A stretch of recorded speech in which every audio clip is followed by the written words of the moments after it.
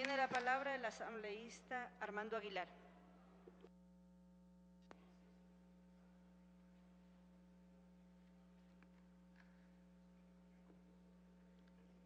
Compañera presidenta, señoras y señores asambleístas,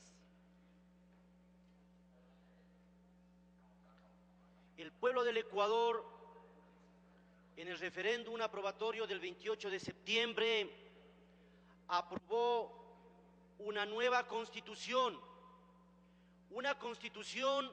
para defender los intereses de todo el pueblo, para defender fundamentalmente los recursos y nuestras empresas públicas.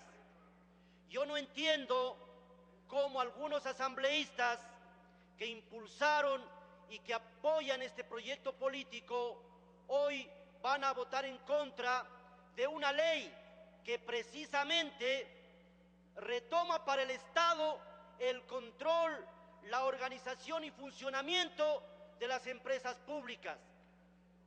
Una ley que por primera vez en este país va a ser el Estado el que asuma un control planificado, un control que privilegie la defensa de los intereses del pueblo.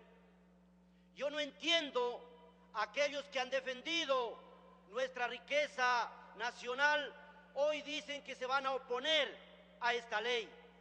Seguramente estarán pensando en que debemos continuar con la misma estructura jurídica del pasado, de los gobiernos que antecedieron a este de la Revolución Ciudadana, posiblemente para denigrar aún más a las empresas públicas y a sus trabajadores, para poderlas, allí sí, sin una ley que las defienda, venderlas a precio de huevo regalado a la empresa privada. ¿No recuerdan ustedes a los gobiernos nefastos de la vieja partidocracia cuando decían que la empresa pública era lo peor que le podía pasar al Ecuador, que los trabajadores de la empresa pública eran lo peor para la prestación de los servicios? Y hoy que tenemos la oportunidad de apoyar una ley que defiende los intereses de los ecuatorianos, decimos que vamos a votar en contra. No entiendo. E inclusive en la Comisión de Legislación y Fiscalización, conforme nos manifestaba el compañero asambleísta Rolando Panchana, esta ley fue aprobada por la mayoría casi absoluta de sus integrantes. Entiendo que ahí estarían asambleístas de las distintas tiendas políticas y que en esa ley solo hubo un voto en contra. Entiendo que ahí estarían también los compañeros que hoy dicen que comparten el proyecto político, pero que no están de acuerdo con esta ley. ¿Por qué en el momento en que se elaboraba esta ley no presentaron sus objeciones, no presentaron sus propuestas para mejorarla posiblemente? Aún si es que esta ley tuviera algunas deficiencias, tuviera algunas incoherencias, tuviera algunos vacíos, señoras y señores asambleístas, conocemos que todo texto jurídico es perfectible y que lo podemos ir mejorando y que podemos hacer reformas sobre aquellos textos que de pronto se contrapongan a los intereses de los trabajadores, que se contrapongan a los intereses del pueblo ecuatoriano. Pero hoy no podemos dar la espalda a un proceso y a un proyecto que lo único que pretende es retomar el control de los recursos y de las empresas públicas para beneficio de todo el pueblo ecuatoriano. Dicen que esta ley no especifica quiénes son obreros, que esta ley va a quedar a libre albedrío de la autoridad competente, entiéndase, ministro de Relaciones Laborales. Pero yo les invito a que demos una lectura concreta y correcta del artículo 18 del literal C. Ahí claramente se especifica, claramente se estipula, y en el artículo 18 de su segundo inciso, claramente dice: la prestación de servicios del talento humano de las empresas públicas se someterá en forma exclusiva a las formas contenidas en esta ley y a la codificación del Código de Trabajo en aplicación de la siguiente clasificación. Es decir, el propio artículo 18 está refiriéndose al Código del Trabajo.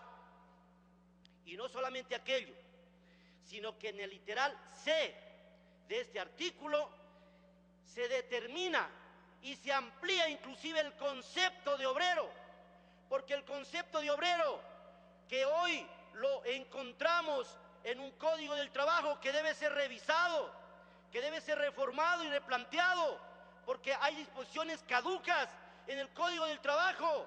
Ahí claramente se establece que obrero únicamente es el que realiza actividades de carácter manual. Y aquí en esta ley, ¿qué está reconociendo? Que obreros son aquellos definidos como tales por la autoridad competente. Y en el veto parcial que nos envía el Ejecutivo prácticamente recoge el contenido exacto del artículo 18, omite únicamente la referencia al artículo 305 del Código del Trabajo, porque no es pertinente, y más adelante dice, adicionalmente aplicando objetivos de clasificación técnica, se incluirá dentro de este personal a los cargos de trabajadoras y trabajadores que de manera directa formen parte de los procesos operativos, a los trabajadores y trabajadores que formen parte de los procesos operativos, productivos y de especialización industrial. Si aquí no solo habla de que trabajador u obrero es el que realiza actividades manuales, sino también de los profesionales que están en directa relación con los procesos productivos, con los procesos operativos o de especialización.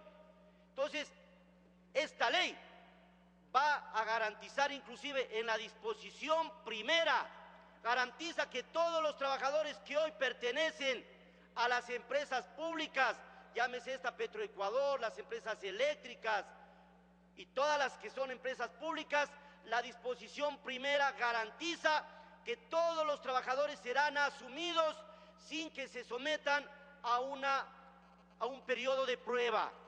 Entonces, ¿dónde está la contradicción de esta ley? Esta ley también garantiza que la Contraloría tiene que ejercer el control correspondiente. Lo único que se debe tener claro es que en la auditoría de gestión no podemos tener un mismo parámetro de evaluación con empresas que están en las principales ciudades respecto a otras empresas que están, por ejemplo, en la Amazonía. Y si tuviéramos un parámetro de igual medida, diríamos entonces que las empresas eléctricas que operan en la región amazónica, que operan en Sucumbíos, como no son rentables económicamente, habría que no dar el suministro de energía eléctrica a sus pobladores.